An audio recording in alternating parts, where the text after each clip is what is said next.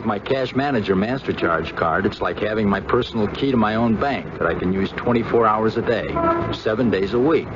Leonard L. Behan of 210 Northwest 16th Street in Grand Prairie, Texas, is another happy customer of Grand Prairie State Bank who's discovered the convenience of the Cash Manager. Even though we do miss the friendliness of the bank employees, the Cash Manager is a real winner. Mr. Behan's testimony is one of many satisfied customers using Grand Prairie State Bank's amazing 24-hour Cash Manager.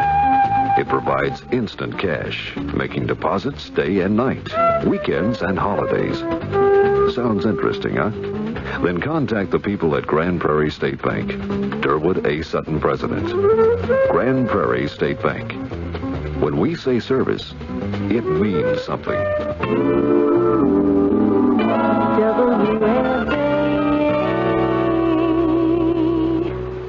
The CBS Radio Mystery Theater presents...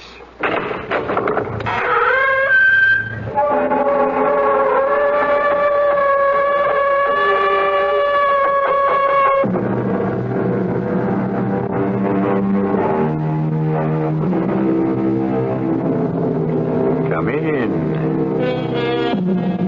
Welcome. I'm E.G. Marshall.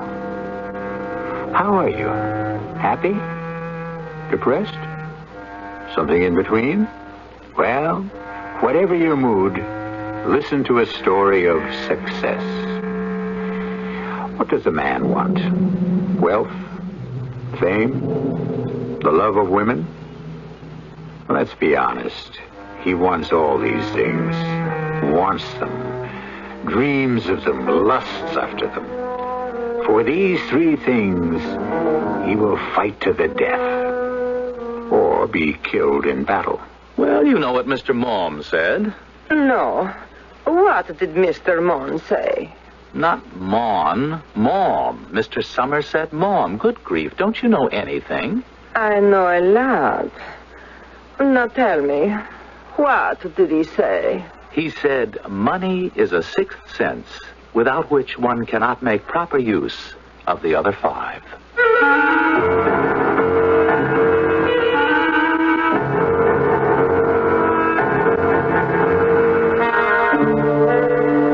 Mystery drama, Help Somebody, was written especially for the Mystery Theater by Elspeth Eric and stars William Redfield.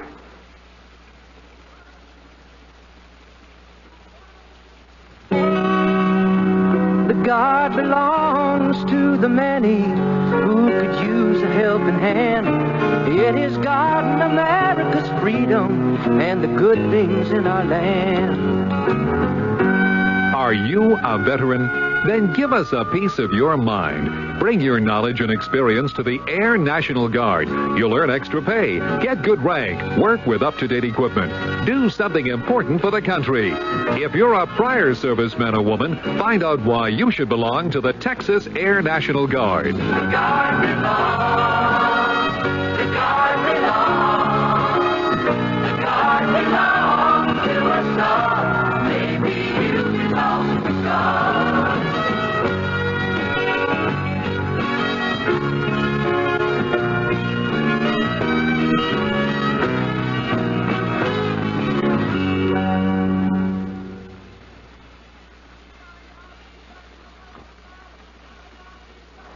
Your Lung Association takes great pride in preventing the half a dirty dozen. They call me tuberculosis.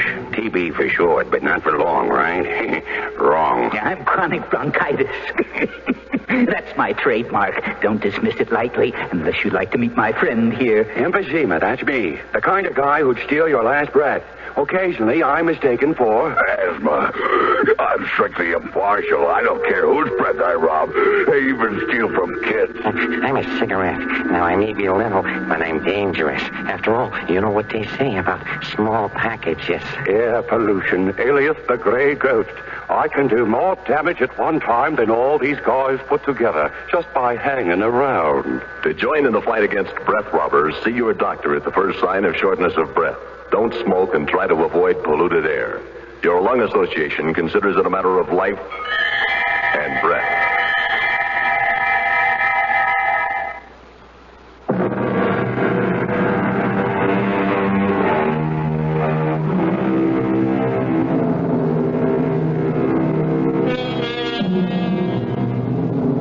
Our story concerns a writer, and his name is Anthony Price.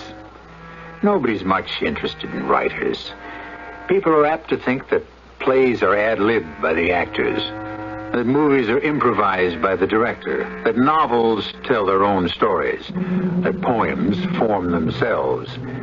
But in the words of an old theatrical maxim, if it ain't on the page, it ain't on the stage. And it's not in the book either, or on the printed page, or, I might add, on the radio. So listen now to the story of Anthony Price, writer.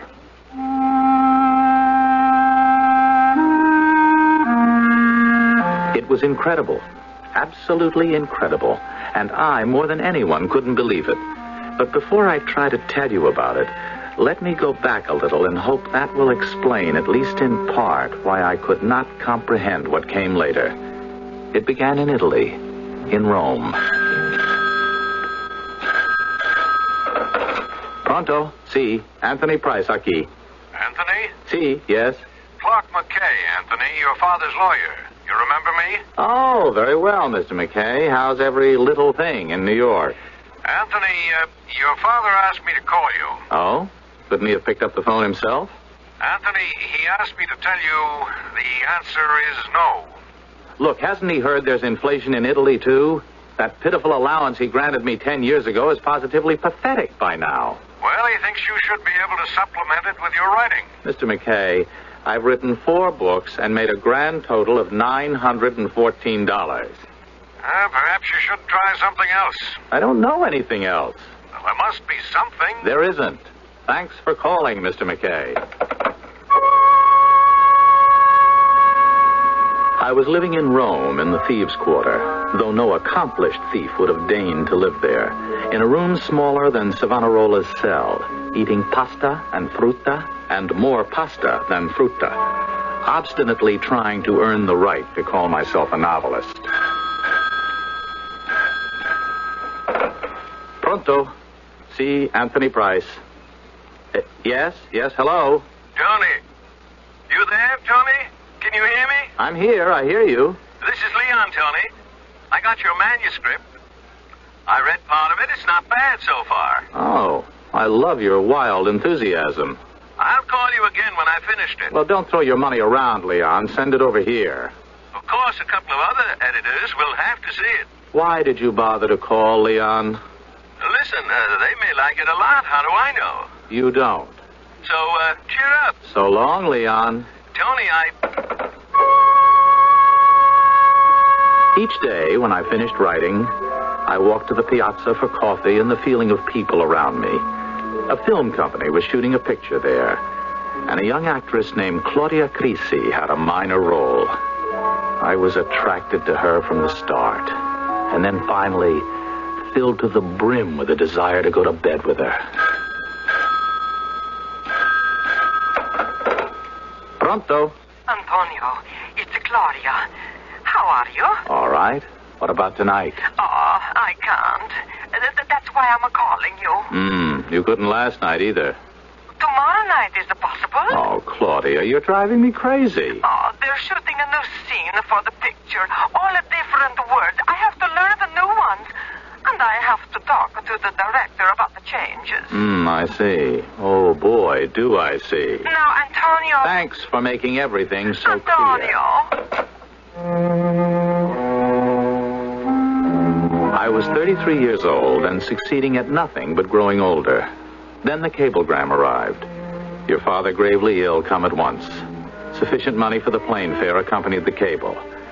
I thought wildly of pocketing the money and staying rooted in Rome, but some puritanical shred still clung to my conscience. And 2 hours later, I was on the plane, bound for the metropolis I had not seen for 10 years. I beg your pardon. Yes? Who? I wasn't sure I recognized you. You are Anthony Price, aren't you? Yes. Are you... Oh, you're Clark McKay, right? Right. Well, it's very nice of you to meet the plane. I didn't expect it. Well, down to the circumstances. Come on, let's get your luggage. Oh, I've got my luggage right here. Just that one small bag? That's all. Oh. Well, then, let's get a cab.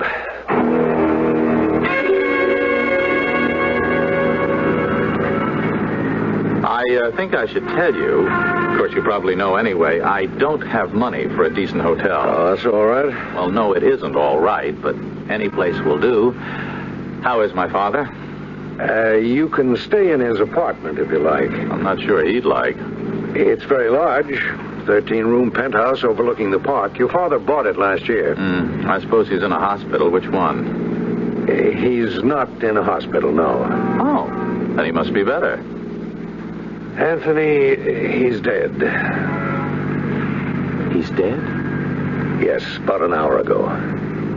I was 30,000 feet in the air an hour ago. I'm sorry. I wish I were. Mr. McKay, we weren't on the best of terms. You know that. I wish I could feel something. It's terrible not to feel anything at all. Well, it's the shock. Maybe. Well, now, perhaps I can give you some news that will... that penthouse I was telling you about. Yes, 13 rooms overlooking the park. Yes, he left it to you, Anthony. He what? It's in your name. But that's a riot. Oh, that's the funniest thing I ever heard. How am I supposed to support a penthouse when I can't even support myself? Yes, well, of course, there'll be a formal reading of the will, but I see no reason not to tell you since you're... Anthony, you are the sole heir. I'm what? He left all his money to you. To me? All of it? It's over $1 million. $1 million? Well, it's closer to 2. And he left it all to me? All of it. What's the catch? There's no catch. He simply left me the money? That's right. Oh, I can't get over it. Now, I'm the executor. I can't turn it over to you till the will goes through probate, but... I'm rich. How do you like that? I'm actually rich. Yes, you are. I never dreamed. Well, all right. Now, what's the best hotel in town? I want to go there. Take it easy. Look, Mr. McKay, when I left Rome, I gave them your address and phone number just in case. You see, I didn't know where I'd be staying. Now, if anybody calls, will you tell them where I am? Yes, of course. Now, let's go to some elegant hotel. I mean, the best. I proceeded to go crazy. Room service. Even when I wasn't hungry or thirsty, I called room service. I bought clothes and charged them to this person named Anthony Price, whom I scarcely knew. I bought a watch and a pair of solid gold cufflinks before I had shirts they'd even go into. I walked through the 13 rooms of the penthouse overlooking the park and then called a decorator and told him what I wanted. Lots of space, empty corners, soft things to sit and lie on, plenty of white and lots of yellow and a few touches of red. It was in the middle of one of these prodigious conferences when the phone rang. Hello. This is Leon, Tony. Oh, how are you, Leon? You haven't forgotten your book's gone to press, have you? Huh? When? When did you decide that? Well, we pushed the publication date up a bit. I told you that. Oh, I must have forgotten. It's not in the bookstores yet, but the review should be coming out in a day or so. The most I've ever gotten before was 3 inches in the back of the Sunday book section. 3 lukewarm inches, I might add. I just thought I'd tell you. Thanks a lot, but don't hold your breath. So long, Leon. So long.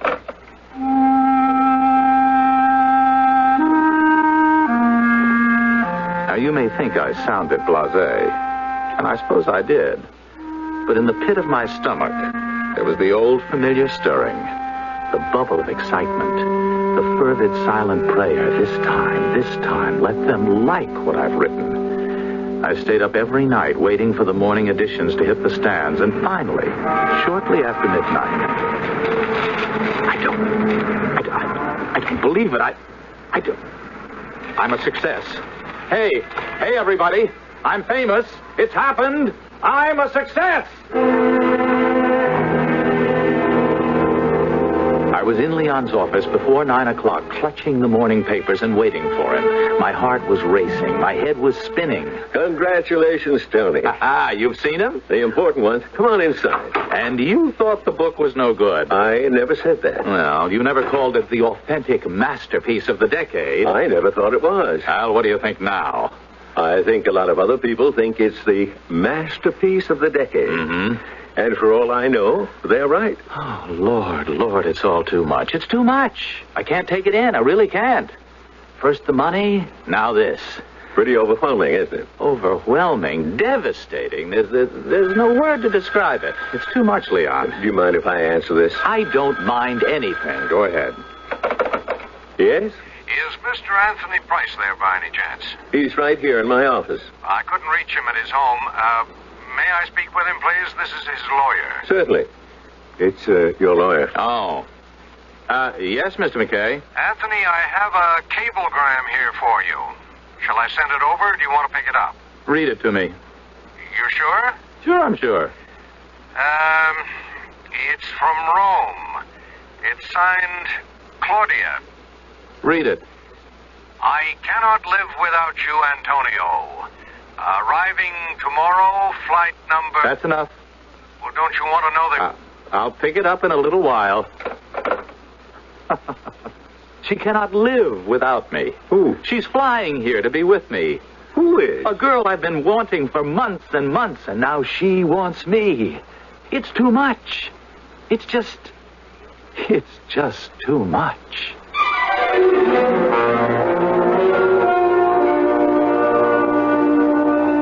How very far our hero has advanced in the short time we've been on the air.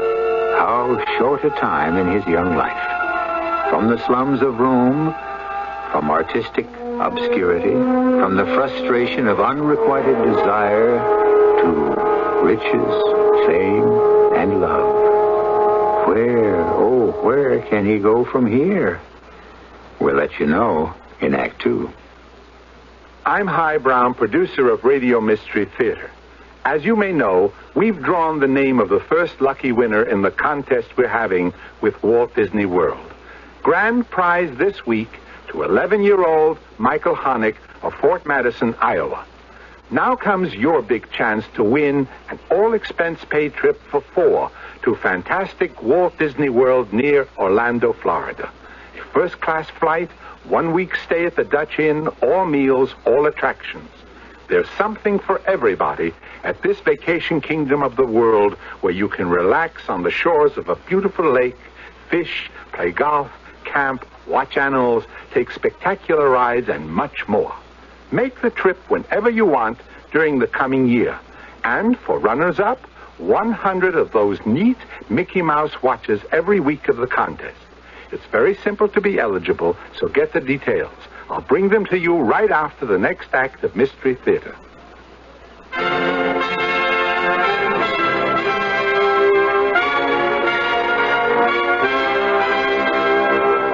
In God we trust. America speaks.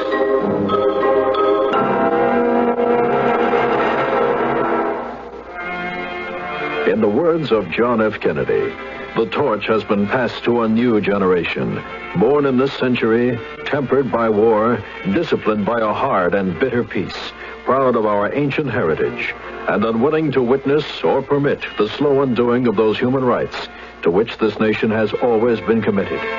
With a good conscience, our only sure reward, with history the final judge of our deeds, let us go forth to lead the land we love, asking his blessing and his help, but knowing that here on earth, God's work must truly be our own.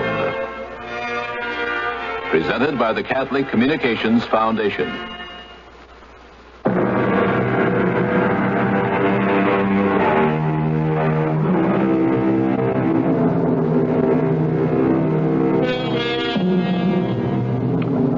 The father of Anthony Price died suddenly and left his son almost $2 million and a penthouse overlooking the park.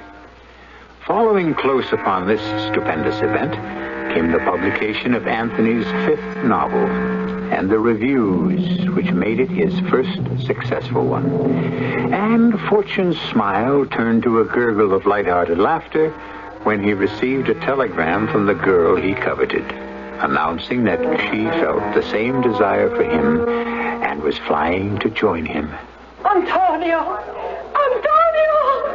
Oh, My darling. Oh, let me look at you. Oh, I wasn't wrong. You are the most beautiful thing in the world. Come on. I've got a car waiting. Oh, but my suitcase. Never mind. I'll send somebody back for them.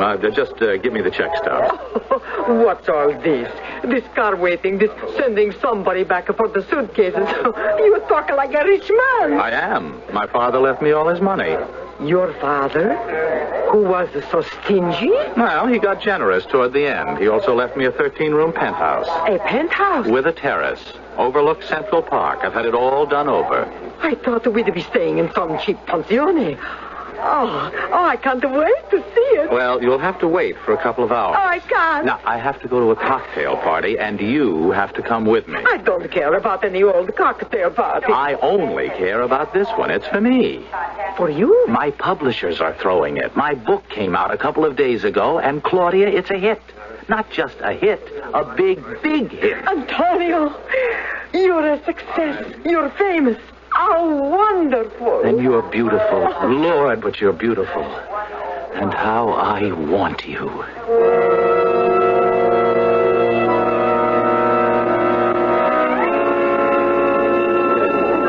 Oh, this is so exciting. Is it? Who are all these people? I don't know. Publishers, editors, writers. I don't know any of them. Then how am I going to meet anybody? Well, why don't you just go mingle with the crowd? The way you look, you'll meet everybody inside half an hour. This isn't a movie crowd.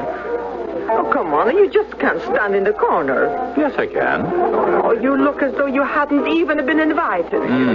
That's how I feel. Well, if that's the way you're going to behave, Antonio, we might as well leave. Let's. Only I don't want to. Oh, wait a second. There's my editor. Leon. You see, you do know somebody. Yes. Over here, Leon. Oh, well, finally. How long have you been here? Forever. Not long. Claudia, this is Leon Long, my editor. Signorina Claudia Creasy, actress. Signorina Enchante, or whatever you say in Italian. Mr. Long, I've heard about you so much. You mean that? Leon, do me a favor. Take Claudia, introduce her around, will you? She wants to meet people. Well, sure, but what about you? You're supposed to meet people. This is your party. Later I will, I promise. I don't know. I'm just not used to this kind of thing. Signorina Creasy, permesso. How's that for speaking the language? Oh, perfetto. And call me Claudia, please. I stood there, like a wallflower. I can't tell you why. This great gathering of people, all there to meet the man who had written the authentic masterpiece of the decade. 10 years of trying to reach the very spot where I now stood, and I couldn't take the next step. Anthony? What? Oh, Mr. McKay. Hello. I didn't know you'd be here. I asked your publishers to invite me. They were kind enough. Well, I'm glad you're here. Shouldn't you be out there in the middle of the crowd receiving plaudits? Yes, I guess I should. Well, then? Oh, I will later. Yes. Anthony, what do you plan to do with your money? I think we ought to begin to think about that, don't you? Well, what do you mean, do with it? Well, there are various ways of handling it. Well, what did my father do with it? I'll do whatever he did, I guess. Well, your father used it to make more money. Oh, I see. Well, no, I don't think I'd care to do that. Actually, I wouldn't know how. I mean, can't we just put it in the bank and I'll buy things with it, I guess. Uh-huh. A car? Oh, I already bought one of those. Oh, what kind? Maserati. Oh, that's a good car. Yes. I wanted one for 10 years. Now I've got one. You like it? What? I said, do you like it? Oh, look at Claudia. She's having a ball, isn't she? Which is Claudia? The most beautiful girl in the room. Oh, she's the one from Italy. Sent you the cable. Mm-hmm. Leon's introducing her around. Well, I think he's bringing her back here. Antonio, such a beautiful party. I meet so many people. Everybody's so nice. Come on, Tony. You can't stand against that wall any longer. Go on, darling. It's your party, all for you. You really should, Anthony. I don't want to. Tony, come on. Antonio. Oh, I really think, Anthony. I want to get out of here. You can't. Claudia, come on. We're leaving now. I have to get my coat. Well, then we'll get it. I started to move away with her, but I stopped before I'd gone very far. The voices of Leon and McKay reached me where I stood. Is he all right, do you think? I don't know. I was talking to him before about his inheritance. He didn't seem interested. Well, he certainly isn't interested in anything here. I think perhaps all he's interested in is the young girl from Italy. That must be it. That must be it. I said the words over to myself. That must be it. Claudia was here. Claudia was with me. She had flown the ocean to be with me. I was waiting for her to collect her coat. Then she and I would get into my Maserati. We would drive to my 13-room penthouse, and there, after all the months of longing and frustration, she would be mine.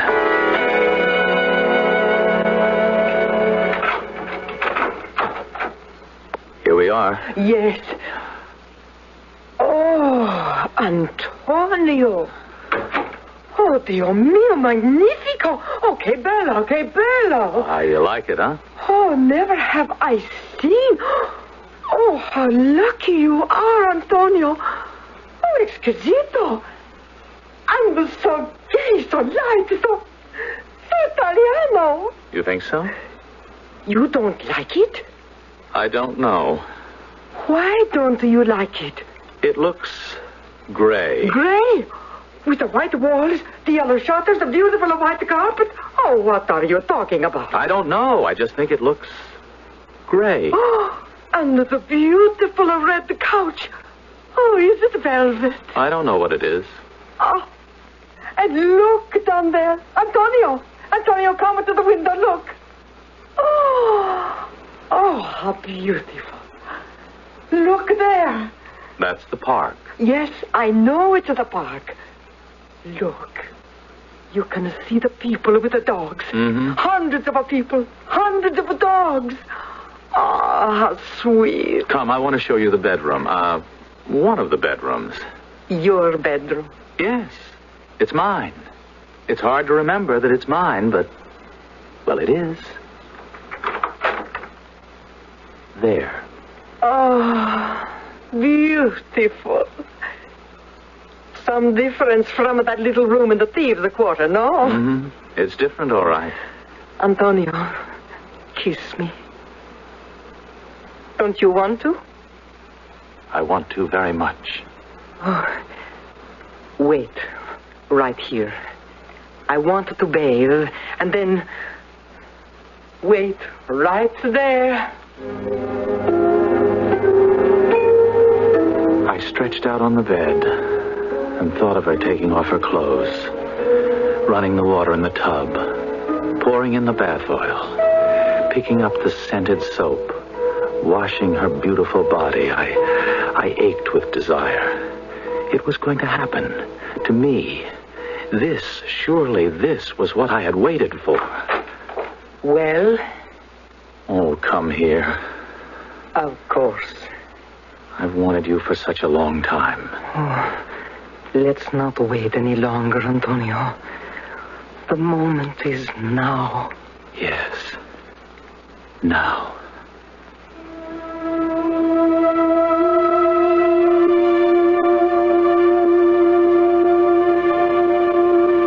What is a man supposed to feel when he first possesses a woman he has desired? Triumph, ecstasy, fulfillment? I don't really know. All I know is that I felt nothing. I could have been an actor in a motion picture. I could have been reading about myself. This man, this Anthony Price, this character, this hero. Oh, what a man. Rich, famous, and beloved. I marveled at him, and I felt nothing. Antonio, say something, please. You don't like me? I disappoint you? It was very good. Then why... Antonio, look at me. Oh, Dio mio, you look so sad. I never saw a man who looked so sad. What is it? Is it me that I do wrong? You did everything right. Then why do you look so unhappy? I don't know. Oh, I was not good for you. Oh, no, it's not that. Please, I don't want you to think that. What else can I think? You're beautiful. You're desirable. Everything was exactly what I wanted. I'm a lucky man. Then why are you so unhappy? Because you are unhappy, aren't you? I feel... It's not even unhappiness. It's worse. What can be worse? Ashes. Ashes in my mouth. What does that mean? Everything has turned to ashes. Oh, if you're going to talk like that, I don't understand a word. I know, and I can't make you understand. Claudia, look, do one more thing for me, will you? Anything. What? Go back to Italy. Now? Right now. I'll give you the money. I have my own money, thank you. No, I want to give you some, Cara. I have a lot. I don't want any of your money. Please, let me, Claudia. I'm going to get dressed now. Find out when the next plane leaves for Rome. I called the airline. Then I walked to the window and I looked down at the park. There were the people, walking their assortment of dogs, pausing to talk to one another. All very urban, very civilized, very nice. Then I saw a black figure racing along the furthest edge of the park, running wild and unattended. I wanted, above all else, I wanted to be that solitary thing. I wanted to be a wolf, a lone wolf on the tundra, so that I could open up my throat and howl. A desperate, abandoned howl filled with terror and desperation. A howl that would say, I am here. I am frightened. I am alone. And I don't know what to do.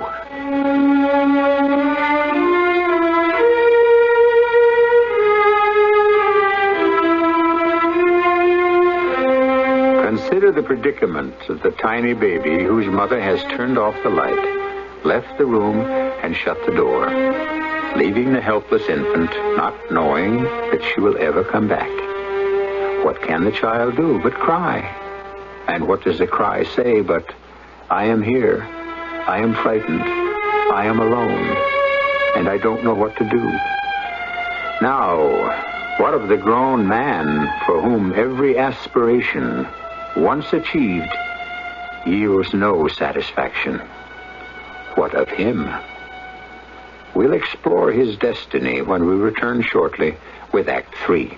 I'm Himan Brown, director of Mystery Theater. This month, we in Walt Disney World are giving 16 lucky people all expense-paid vacations at Walt Disney World near Orlando, Florida. Just send your name and address, and each week in August, we'll select the lucky winners in random drawings. You can win a week of fun for 4 at the Vacation Kingdom of the World. Fly first class, stay in the Dutch Inn, get free tickets to all rides and attractions in the Magic Kingdom, including Disney's spectacular bicentennial celebration, America on Parade. There are 400 Mickey Mouse watches as prizes also. Send your name and address to Mystery Theater, P.O. Box 1, Radio City Station, New York, 10019.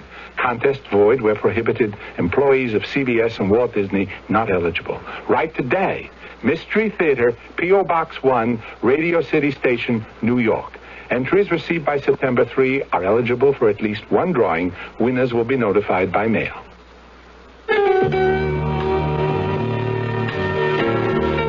I like the way the forest sounds.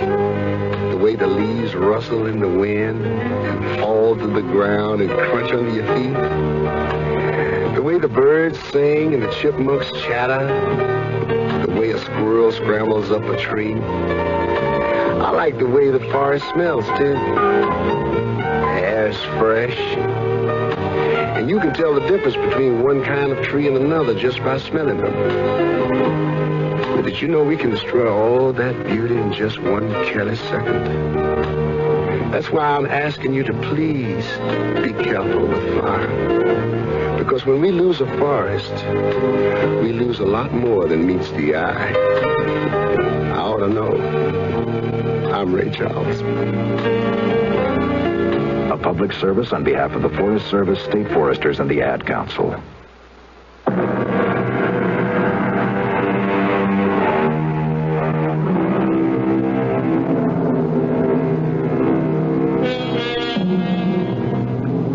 We left Anthony Price, writer, with his new wealth, his sudden fame, both turned to ashes in his mouth.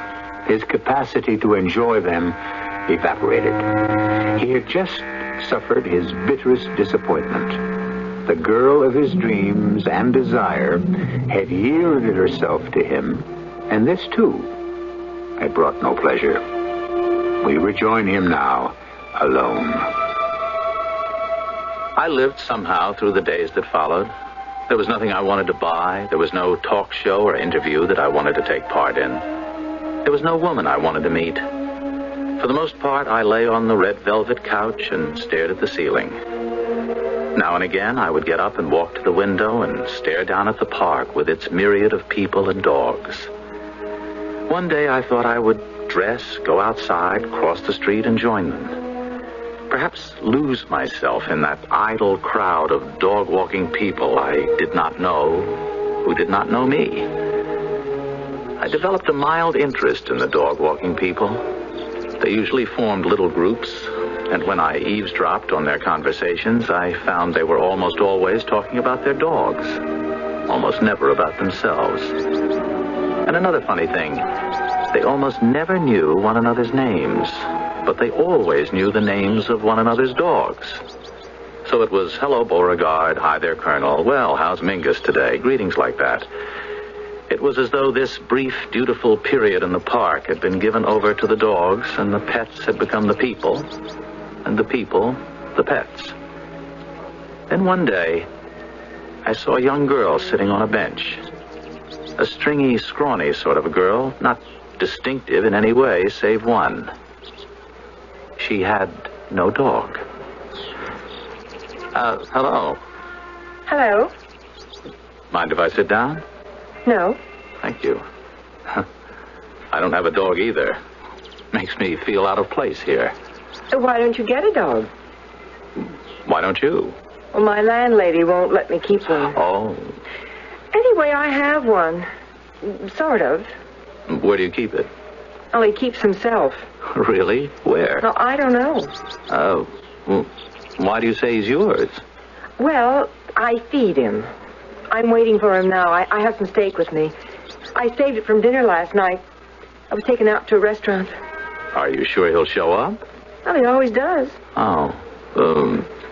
What's his name? I haven't given him a name. It's not up to me. On the other hand, I suppose I ought to call him something. Well, that's a good name. What is? Something. You think so?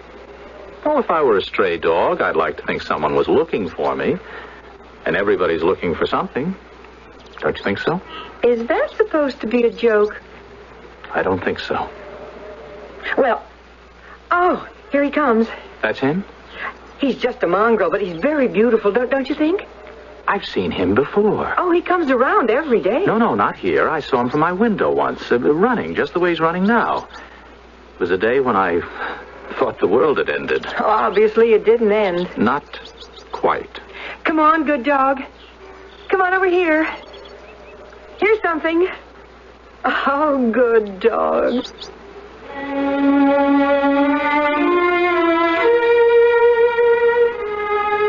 I saw the girl almost every day for the next few weeks. Once or twice, she wasn't on the familiar bench, and on those days, the dog didn't show up either. I never asked her anything about herself.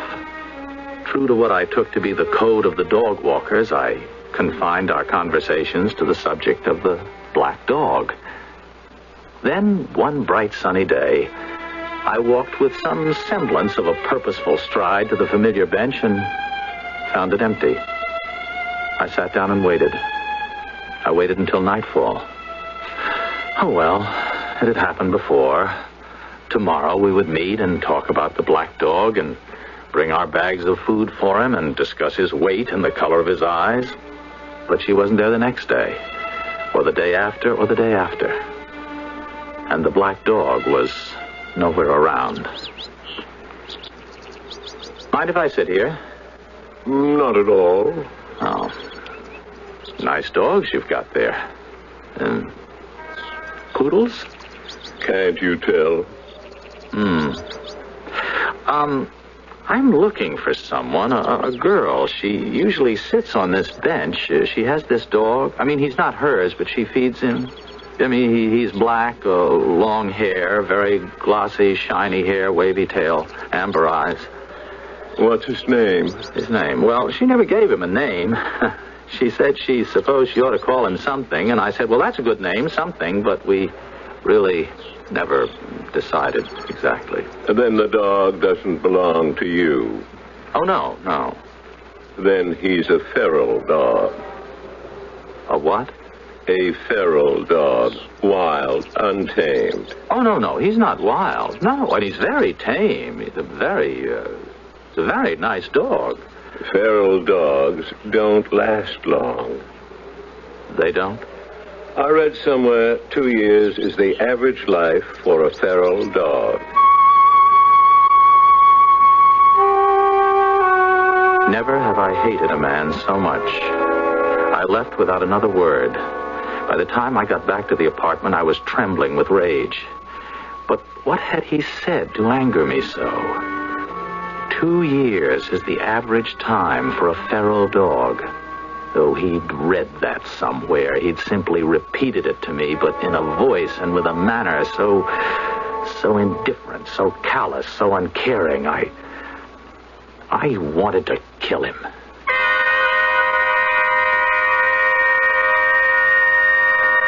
I was in the park the next morning almost as soon as it was light. I reached the bench which had been my rendezvous for those few life-saving weeks. I didn't expect to find the girl there at that hour. I didn't expect to find anyone. But there was someone, a very old man, dogless like me. And I sat down beside him. Oh, nice morning. Oh, yes. I very seldom come out this early. Well, probably you can sleep. Yeah, I'm pretty well, yes. I have trouble in that department. I'm 82 years old. You don't say. What brings you out so early? Well, actually, I couldn't sleep either. Something happened yesterday right here on this bench. As a matter of fact, something someone said. Oh? Yes, someone I didn't know, a complete stranger. He said, feral dogs only live 2 years on the average. Feral dogs? Dogs without homes? I don't know why that made me so angry, but it did. Are you interested in feral dogs? Well, I'm interested in one, a black one. There was a girl, you see. She used to feed him, and she and I got to talking one day.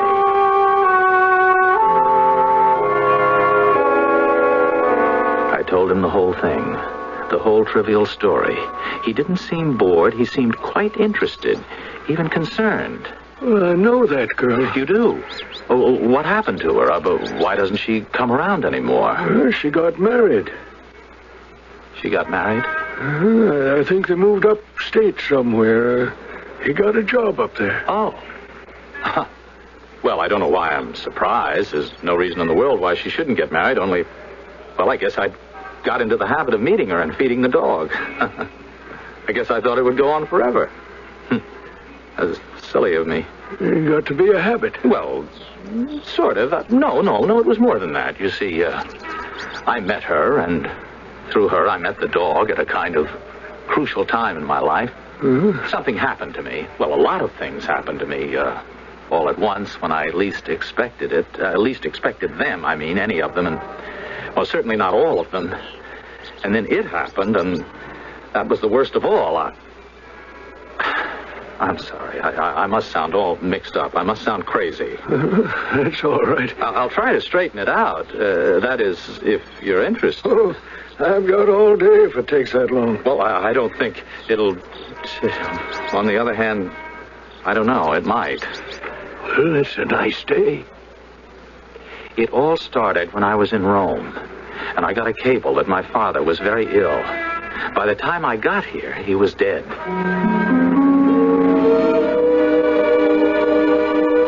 came spilling out. He'd nod once in a while and say, "Oh, yes," or, "Mm-hmm." Never anything more than that. And I went on and on. I'm not sure I was coherent all the time, or any of the time, but I didn't care. I talked on and on. You see, these were all the things I'd wanted, things I'd craved, things I thought would make my life happy and complete and everything like that. And here I had them. And not just had them, but the promise of more to come, more money, more books, more women, more fame. I don't know, more everything. I see. And I didn't want it. I mean, I didn't not want it. That's not what I'm trying to say. I don't mean I wanted to give it all up and go live in a cave like some old monk. But you did go and live in a cave. What? A 13-room cave. You're dead. And you're in hell. Didn't you know people could die before their deaths and go to hell? Well, I must say, No, I didn't know that. Oh, yes. Happens all the time. It's what religions are all about. All of them. And all philosophies and all faiths.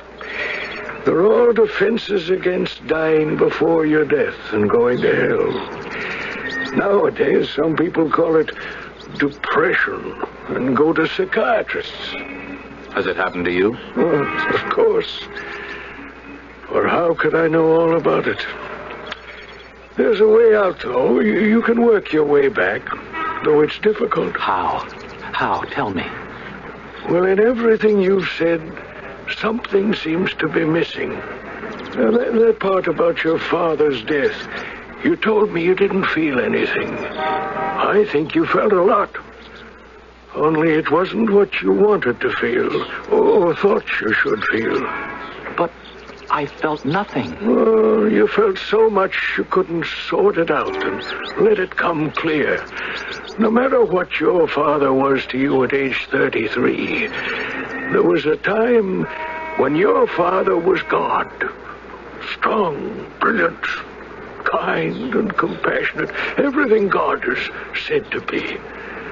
And then, little by little, he didn't seem to be God anymore. He became just a man with limitations. But I don't think you've ever forgiven him for changing into something else. How do you know all this, if it's true? Well, I know I've disappointed my own sons. And my father disappointed me. Excuse me, will you? Oh, certainly. I think I just saw something. And I had a black body streaking across the hill. I wanted to call to him. I wanted him to join me. I started to run after him. I was so desperate for his company. I ran and ran, trying to emulate his free and easy stride. And in the back of my throat, the word was forming. Something, something.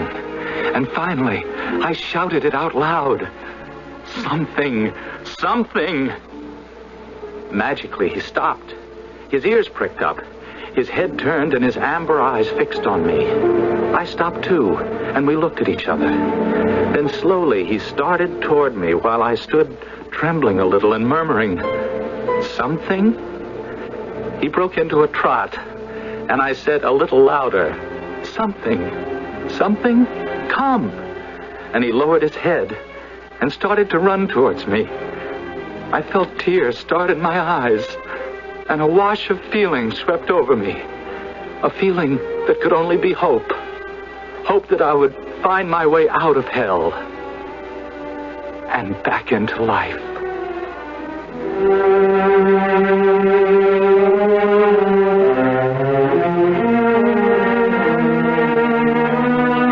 You'll have noticed, perhaps, that at first Anthony ran frantically after the dog something. Then, when their eyes had met, he stood stark still, and something began to run joyously to him. There's a moral to be drawn here, or a lesson to be learned. Not wishing to be didactic, I leave it up to you. I'll be back shortly.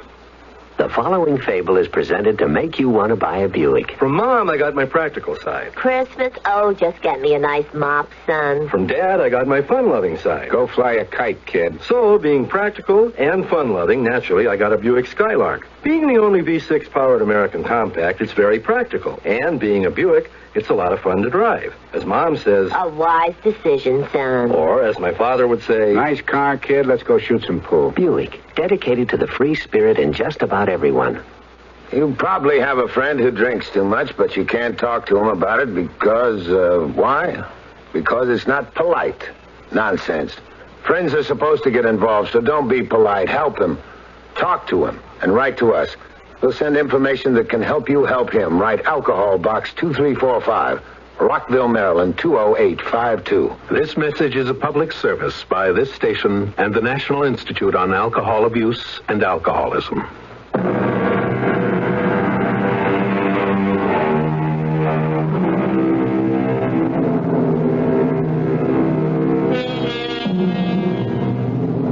I believe I said at the very start that you were to hear a success story, didn't I? Or did I say simply that it would be a story about success? Well, no matter. Now that we've reached the end, it seems to me it was either the one or the other, and probably it was both. Our cast included William Redfield, Court Benson, Joan Shea, and Dan Ocko. The entire production was under the direction of Himan Brown. Are you an unpublished author? Do you have a book-length manuscript ready or almost ready for publication? Or do you know of anyone else who is an unpublished author? If so, Vantage Press invites you to write to a leading New York publisher for a free illustrated brochure titled To the Author in Search of a Publisher. It explains how you may have your manuscript printed and published in a matter of months. Just write to GPO Box 1414, New York, New York. Whether your subject is fiction, non-fiction, poetry, or even scientific, specialized, or controversial, this 52-page brochure shows you how to arrange for prompt publication. To get your copy, write to GPO Box 1414, New York, New York. That's GPO Box 1414, New York, New York. If this is your first book, you'll find this free brochure especially valuable and informative. Write to GPO Box 1414, New York, New York. GPO Box 1414, New York, New York. Radio Mystery Theater was sponsored in part by Buick Motor Division and by the Florida Orange Growers. This is E.G. Marshall inviting you to return to our Mystery Theater for another adventure in the macabre. Until next time, pleasant dreams.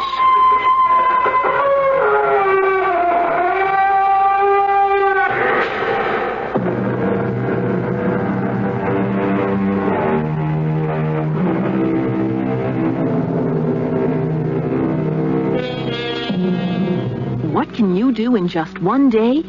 You can find out how to help yourself, your country, and your community. You can belong to the Air National Guard for a day.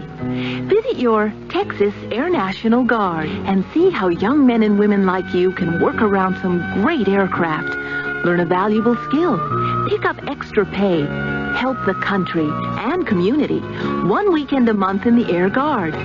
It's a weekend that could make a difference in your whole life. Find out more. Call your Texas Air National Guard and belong to the Guard for a day. The Guard belongs.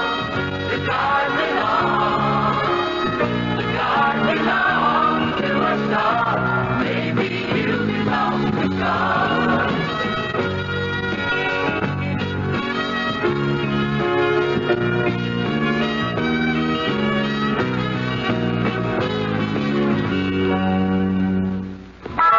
WFAA, Dallas, Fort Worth. CBS News.